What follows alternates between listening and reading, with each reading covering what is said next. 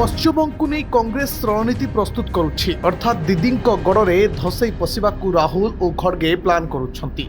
दीदी चाहूंती एथर विधानसभा निर्वाचन में टीएमसी और बीजेपी मध्य फाइट हो हेले बंगरे केमिति कांग्रेस स्थिति मजबूत हेबो से नहीं राहुल गांधी भी योजना करुछंती, जहां दीदी को टेंशन ले पकाइलानी।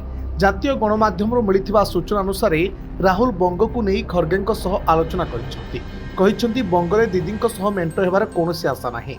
तेणु एमिति स्थिति रे बंगरे कांग्रेस को मजबूत करने को पड़िबो। तेणु एबेठू रणनीति प्रस्तुत करने को हेबो बोली रुद्धद्वार बैठक रे निष्पत्ति होइछि। 2026 रे पश्चिमबंग विधानसभा निर्वाचन एबेठारु आरंभ हेलानी राजनीति।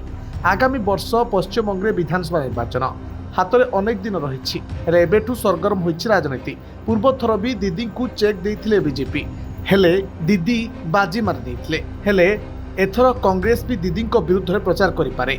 जदि एमिति हुए तेबे दीदी खेल खत्म होबो बोली चर्चा होउछि।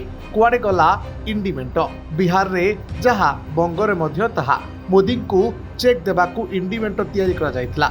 लक्ष्य थिला बीजेपी को क्षमतारू दूरे रखिबा हेले बीजेपी बहुमत पाइबा सह सरकार भी कला। तेणु इंडी मेंट रे निराशा खेली जायतिला। सेपटे बिहार निर्वाचन रे भी कांग्रेस आरजेडी सह न लड़ी निजे प्रति निर्वाचन मंडली रे प्रार्थी देबो। The report Dinalipi live.